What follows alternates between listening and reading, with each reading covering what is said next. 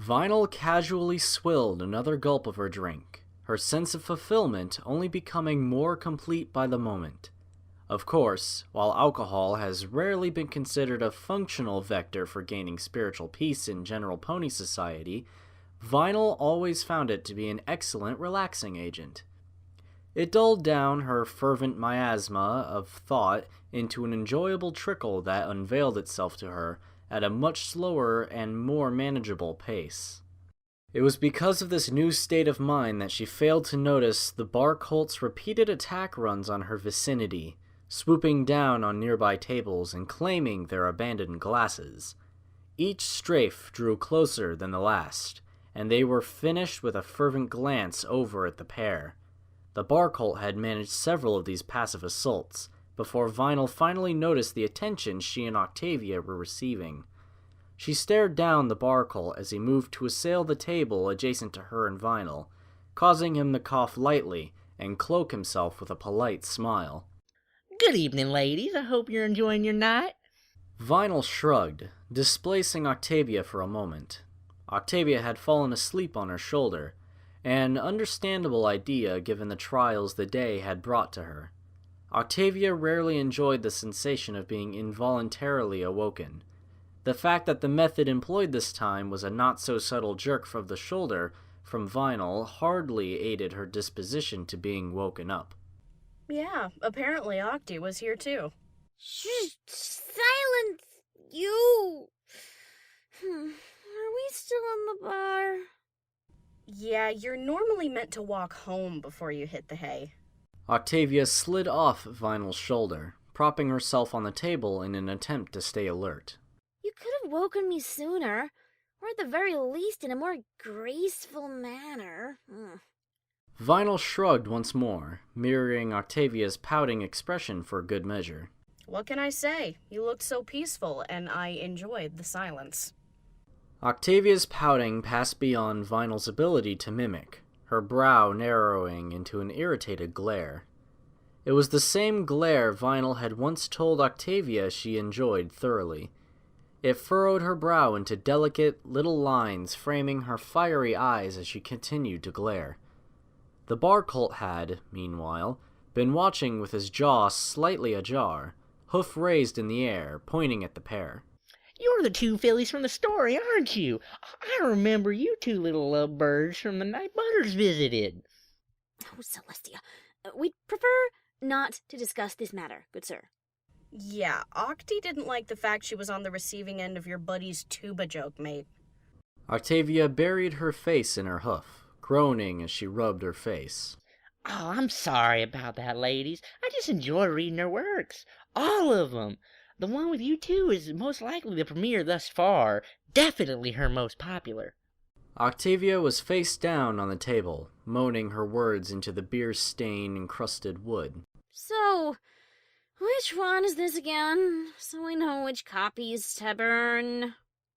Oh, it's The Cellist and the Charlatan from issue 15, released on the 4th of May with gold 3 days later.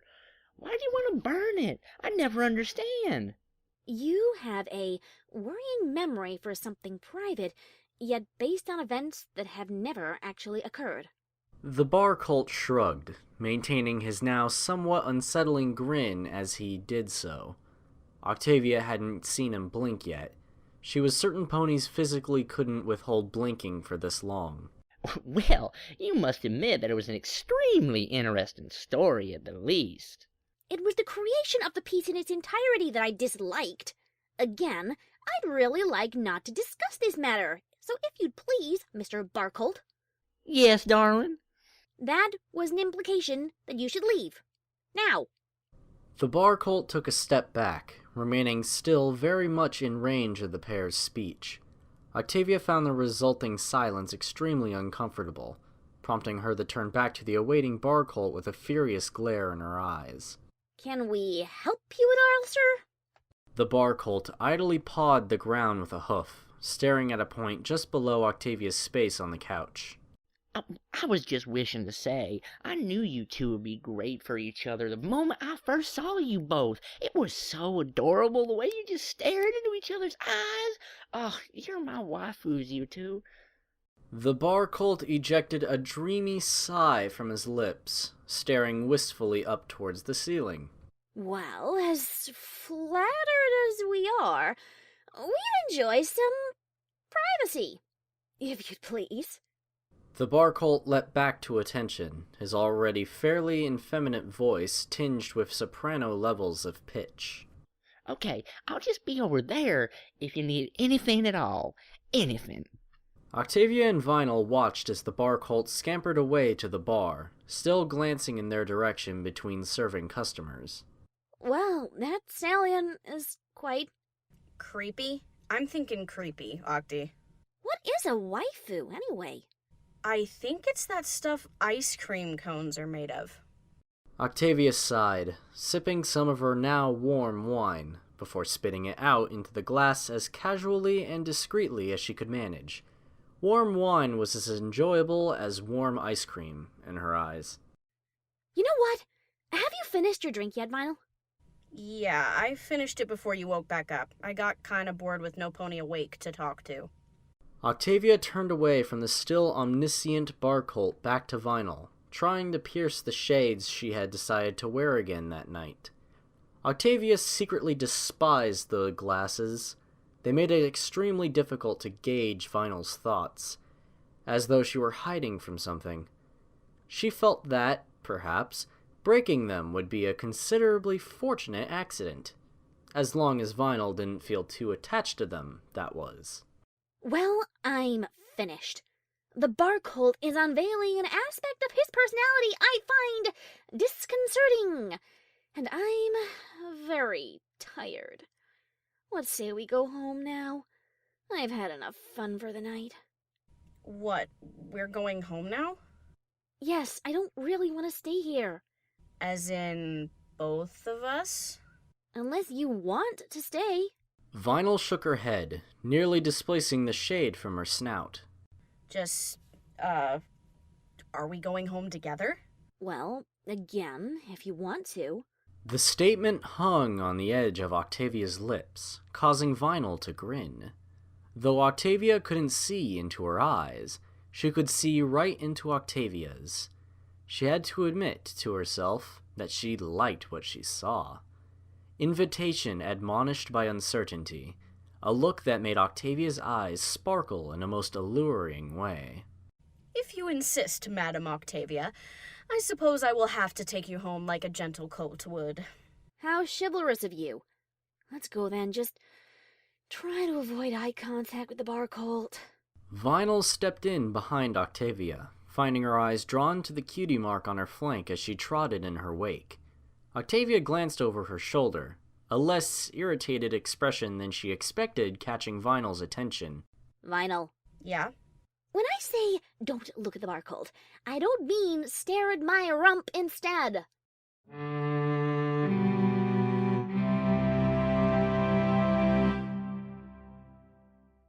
The decision having been made en route to their destination, Octavia found herself following Vinyl into her flat, carefully treading over a secondary carpet of DJing magazines and old glow sticks. She made to sit on the couch, but noticed her intentions impeded by a disarrayed assortment of vinyl records, Pop-Tart boxes, and record-playing parts. She gently brushed the detritus to the side, before comfortably resting herself on the sofa. Since Octavia had mentioned her sudden pangs of hunger during the walk home, Vinyl wandered off into the kitchen to organize some food.